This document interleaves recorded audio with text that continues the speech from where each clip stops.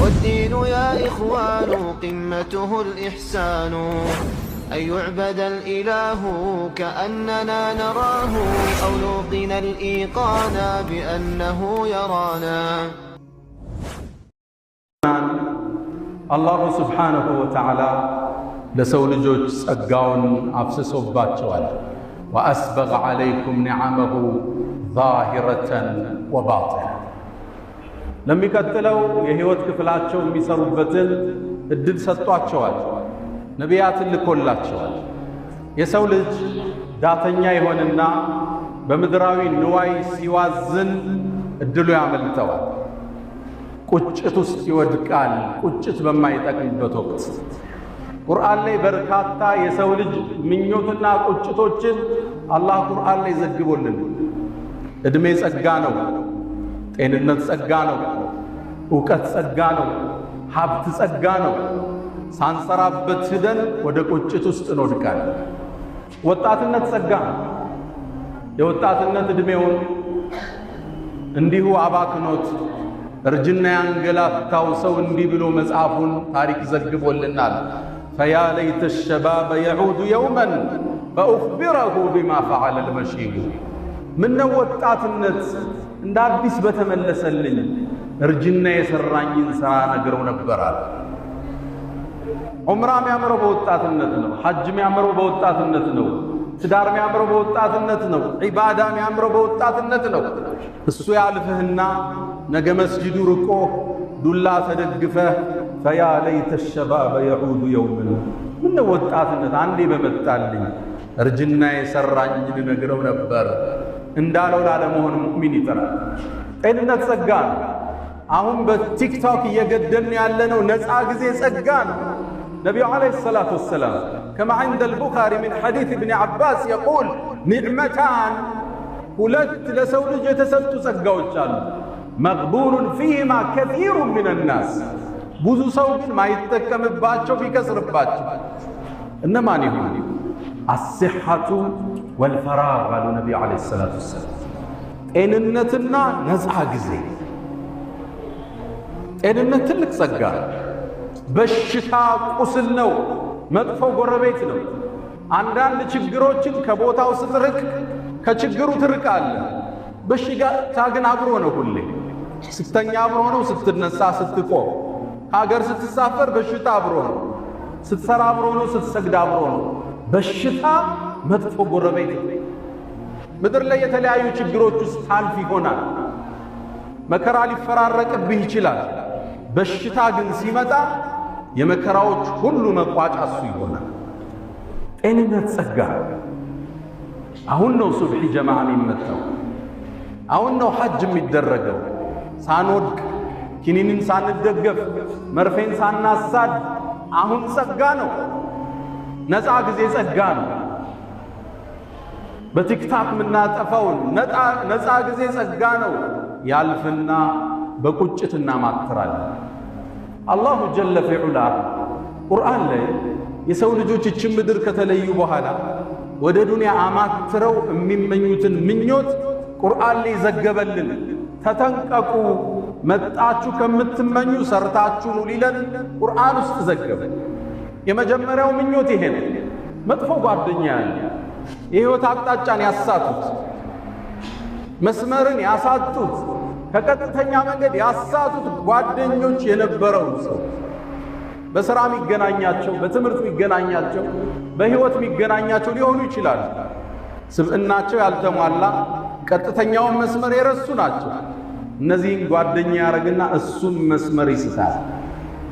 ያኔ መስመር ከሳተ በኋላ የውመል ቂያማ መቀመጫውን ሲያይ በቁጭት ያማትራል ወደ ዱንያ።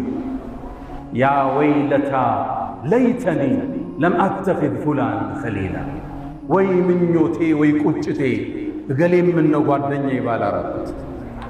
ወማ አضለና ኢላ ልሙጅሪሙን፣ መስመር ያሳቱን እነዛ አመፀኞች እንጂ ሌላ ናቸው ይባባላሉ። ፈማ ለና ሚን ሻፊዒን ወላ ሰዲቅን ሐሚም፣ አላህ ዘንድ የሚያማልድ ጓደኛ ያጣል። የለንም እንዴ ማን ያማልደን ይላል። የመጀመሪያው ቁጭት ጥሩ ጓደኛ አልነበረው። መስመር ያሳቱት ሰው ሴቶችም ሊሆኑ ይችላሉ። ይሄ ፋሽን ነው፣ ሂጃብሽን ቀይሪው፣ እንዲህ አይነት ተጽዕኖ ውስጥ ለምን ትኖሪያለሽ? ፒር ኢንፍሉዌንስ አለ፣ የአቻ ጓደኛ ተጽዕኖ መስመር ያስቷቸዋል። አኼራ ላይ ምንዳን ሲቀበሉ ወደ ዱንያ ማትረው ምነው ገሌን ገሊት ጋር ጓደኛ ባልነበርኩ ይላል። ሁለተኛው ቁጭት ይሄ የነቢዩ ዓለይሂ ሰላቱ ወሰላም ሱና መጥቶለት መንገዳቸውን አይቶ ብርሃኑ ከተገለጠለት በኋላ ሐዲዱን ስቶ ሌላ መስመር ይከተላል።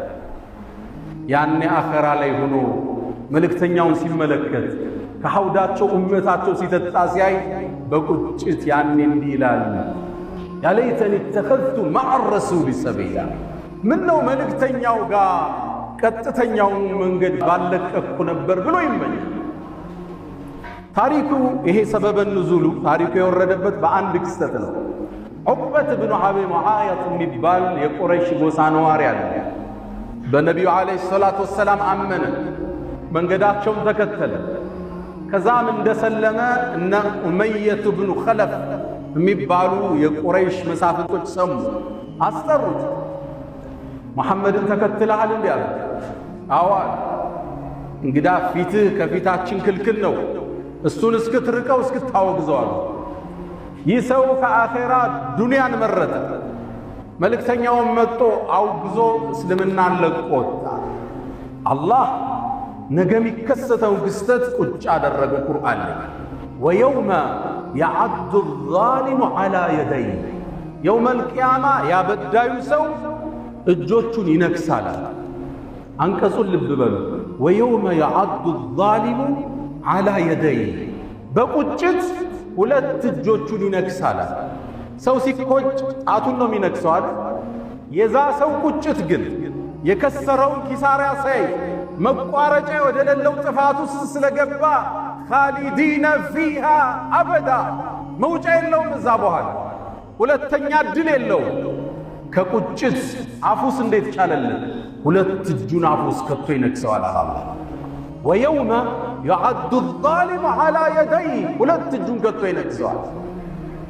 የቁሉ ያ ለይተኒ ተኸዝቱ መዐ ረሱሊ ሰቢላ፣ ምነው የመልእክተኛውን መንገድ ባልለቅህ።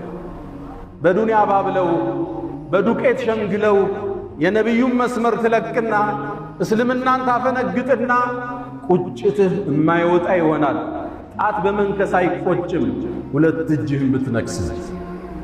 ያ ለይተኒ ተኸዝቱ መዐ ረሱሊ ሰቢላ፣ ያ ወይለታ ለይተኒ ለም አተኽዝ ፉላናን ኸሊላ ለቀድ አضለኒ ዐን ዚክሪ በዕደ ኢዝ ጃአኒ ወካነ ሸይጣን ልልኢንሳን ኸዙላ። ይህ ክስተት ይህ መስመር መሳት በዘመናችን የተለያየ ፕሮፓጋንዳ እየሰሙ አፋፍ ላይ ለቆሙ ሰዎች ጥሪ። ሌሎቹ ደግሞ እነዚህ ናቸው። የህይወት ፍልስፍናቸው ከአላህ ትእዛዝ ውጭ ያደርጉና ሰርጋቸው ላግጣ፣ ለቅሷቸው ለቅሶ የህይወት መስመርን ይስቱና የአላህን ትእዛዝ ይርቁና ያኔው መልቂያማ ሲመለከቱት ኪሳራ ላይ ናቸው። ወየውመ ቱቀለቡ ውጁሁሁም ፊናር፣ ያኔ ፊቶቻቸው እሳት ላይ ትገላበጣለች አላህ።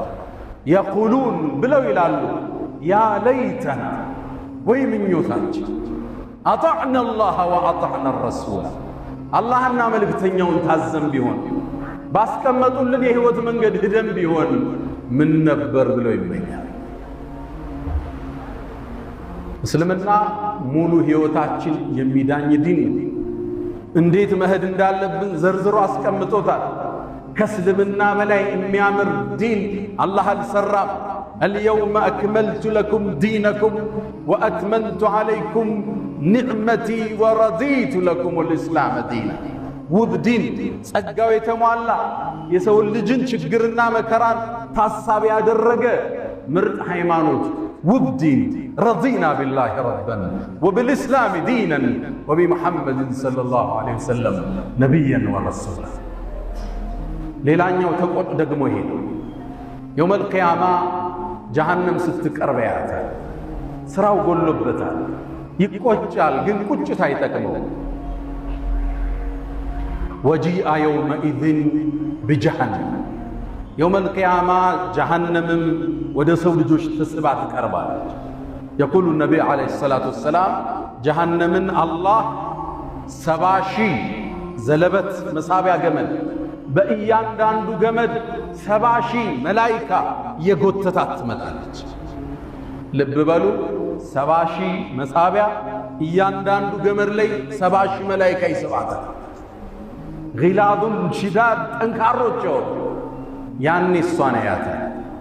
ወጂአ የውመኢዝን ቢጀሃነም የውመኢዝን ያኔ የተዘከሩ ልኢንሳን የሰው ልጅ ያኔ በምናቡ ያስባል። ወአና ለሁ ዚክራ አሁን ማስተንተሩ ማሰቡ ምን ይጠቅመዋል? የቁሉ ብሎ ይላል ያ ለይተኒ ወይ ምኞቴ ቀደምቱ ሊሐያት ለዚህ ሕይወት መልካምን ሥራ አስቀድሜ በነበር። ልብ በሉ አንቀጹ ምን ይላል? ያ ለይተኒ ወይ ምኞቴ ቀደምቱ ሊሐያት ለሕይወት አስቀድሜ በነበር። ትክክለኛው ሕይወት ዋናው ሕይወት ከሞት በኋላ ነው የሚጀምር። ፊ ሐያት ያላለ ሊሐያት ሊሐያት በዐደል መውት ወማ ሃዚሂ ልሐያቱ ዱንያ ኢላ ለህውን ወለዕብ። እቺ ዱንያ መሸንገያ ላግጣንጭ ምንድነች? ወኢነ ዳረ ልአኺራ ቀጣዩ ዓለም ለሂየል ሐይዋን ሕይወት ማለት እሱ ነው። ለው ካኑ ያዕለሙን ሚያቁም ይሆናል። ይህም አላግጣ። በቀደም አንድ መስጂድ ውስጥ ነበር ዳዕዋ ያደረገ አንድ አባት ከፊት ለፊት ያሉ 80 ዓመት ይሆናቸዋል። ጥያቄ አቀረበ። ዱንያ ላይ ምን ያህል ቆይታችኋል አልኳቸው። 8 ቀን የኖራችሁትን ዕድሜ ተመልሳችሁ ሰቡት። ህልም ሕይወት አይደለም። ይሄ ማምረቻ ምድር ብቻ። ዋናው ሕይወት ከሞት በኋላ የሚመጣው ያ ለይተኒ ቀደምቱ ሊሐያት ምን ነው ከሞት በኋላ ላለው ሕይወት ሰርቼ በነበር ብሎ ይቆጫል። ሰው ሳንቆጭ እዛ ጸጸቱ ሳንገባ ሙእሚን አሁን ይነቃል፣ ያስተነትናል፣ ፋይሉን ያያል፣ የቀን ውሎውን ይመዝናል። ቁርአን ጋር ያለው ግንኙነት፣ ሶላት ጋር ያለው ትስስር፣ ቤተሰብ ጋር፣ ባለቤቱ ጋር፣ ልጆቹ ጋር፣ ወላጆቹ ጋር፣ ጎረቤት ጋር፣ ሀገሩ ጋር፣ ንግዱ ጋር ራሱን ይመስናል። ያ ለይተኒ ቀደምቱ ሊሐያት። ሌላው ቁጭት ውስጥ የሚወድቀው ደግሞ ይሄ ሰው የሥራ መዝገቡ ይታደለው፣ ግን ሚዛኑ ጎሎበታል። የሥራ ዶሴውን ሲያየው ወንጀል በዝቶበታል።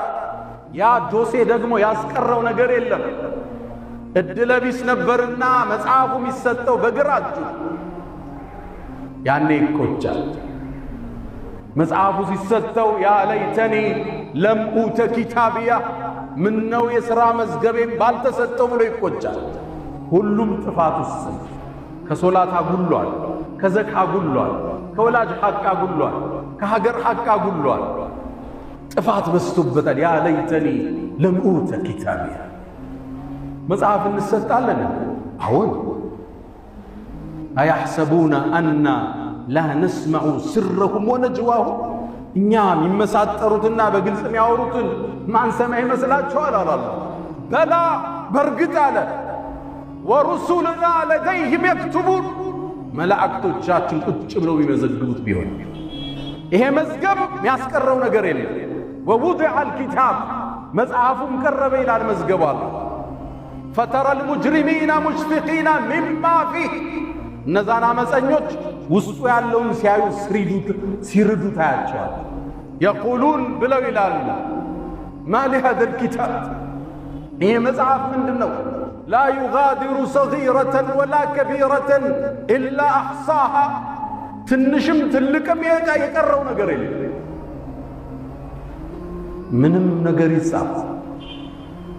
ይጻፋል ብለህ ማታስበው ሁሉ መዝገብ ውስጥ ነገር እናገኘዋል። መዝገቡ በግራ እጁ የተሰጠው ሰው ወይ ምኞቴ ወይ ቁጭቴ መዝገቤን ባልተሰጠው። አሁን ነው ሙእሚን መዝገቡን በመልካም ነገር የሚሞላ ሐሰናው የሚያሳድግ ቁጭት ሳይመጣ መዝገቡ በግራ እጁ እንዳይሰጠው። አንዳንዶቹ በግራ እጅ ሲሰጣቸው ሌሎቹ ሲያይ እጁን ይደብቀዋል ይላሉ ነቢዩ ዓለይሂ ሰላቱ ወሰላም።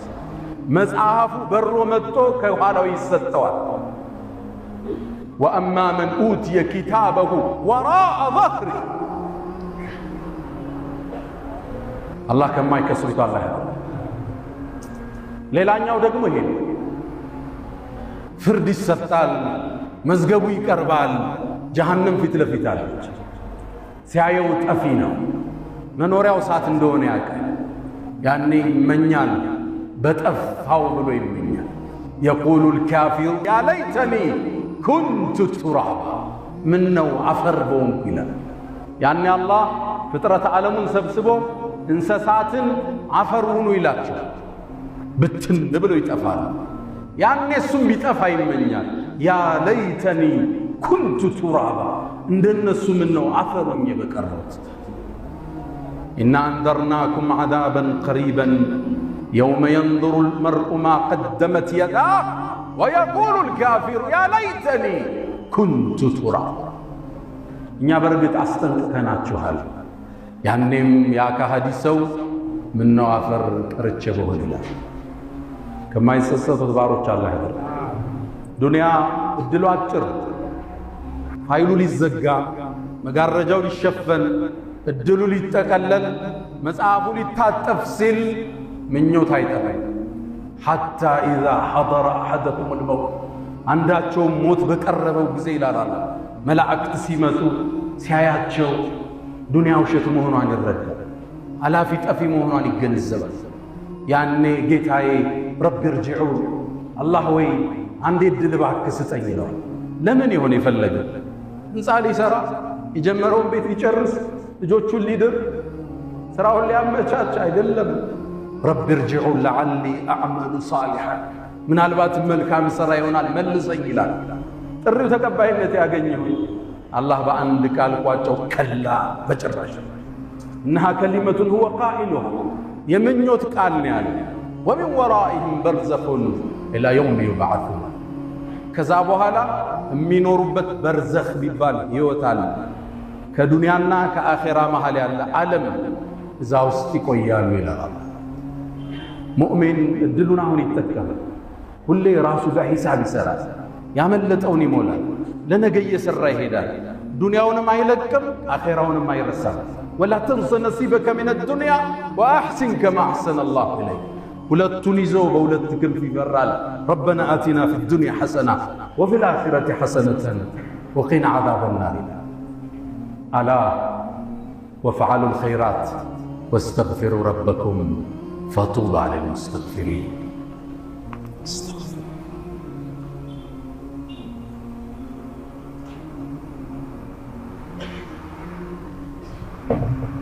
الحمد لله على إحسانه والشكر له على تفضله وامتنانه ولا إله إلا الله تعظيما لشانه وصلى الله وسلم وبارك على رسوله وإخوانه.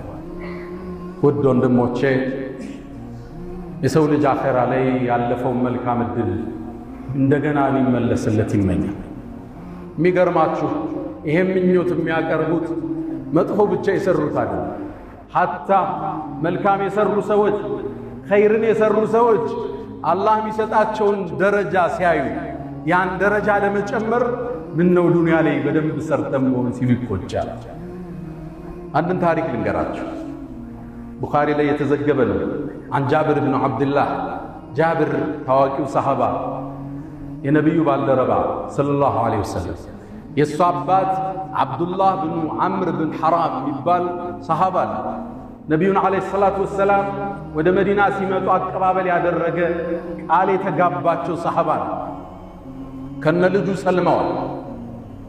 ነቢዩም ዐለይሂ ሰላቱ ወሰላም መዲና ከገቡ በኋላ ከጎን አልተለያቸውም። በገንዘቡ፣ በጊዜው፣ በሐሳቡ። የበድር ጦርነት መጣ፣ የተሳለፈ ጀግና። ከዛ የኡሑድ ጦርነት መጣ፣ ሁለተኛው ጦርነት፣ 70 ሰሓባዎች ሸሂድ የሆኑበት ጦርነት። ያኔ መዝመት ፈለገ። ማታውን ልጁን ጠራው። ልጄ ወይ አለ፣ እዚሽ ምድር ላይ ከነቢዩ በኋላ የምወደው ሰው ካለ አንተ ነህ አለ። አባት ልጁ እንዴት ፍቅሩ እንደሚገልጽ ልብ በሉ። ከነቢዩ በኋላ ልቤ ውስጥ የምወደው ሰው ካለ አንተ ነህ። ነገ የኡሑድ ጦርነት ውስጥ እንገባለን። ራሴን እንደምሞት አየዋለዋል። هذا من كراماتي ነገ ምሞት ይመስለኛል። ያው መጀመሪያ ነው ምሞታል። እኔ ከሞትኩ አደራህን እዳለብኝ ክፈል። ሴት እህቶችህ አለ ተንከባከባቸዋል። በበነጋው ጦርነት አባትየው ገባ። እንዳለውም መጀመሪያ የተገደለ ሰሃባ እሱ ነበር። አብዱላህ ብን ሐራም ልክ ሲሞት ሙሽሪኮቹ የቁረይሽ ሙሽሪኮች የገደሏቸውን ሙስሊሞችን እንዲጸጸቱ ብለው ጆሮአቸውን አፍንጫቸውን ቆርጠውታል። አባቴ መጣልኝ። ሲመጣ በጣም አዘነ። ፊቱን ያለው አለቅሳለሁ። ሌሎች ሰሃባዎች ይከለክሉኛል፣ ነብዩ ዝም አሉኝ። ከዛም ጠጋሉና ታለቅሳላችሁ እንዴ? እስከ ተነሳ ድረስ እኮ መላእክት እንኳን መጣልን ብለው አጥለውታል አሉ ነብዩ አለይሂ ሰላም። ከዛም ተቀበረ አባት። ተመልሼ ስመጣ ነብዩ አለይሂ ሰላቱ ሰላም አገኙ።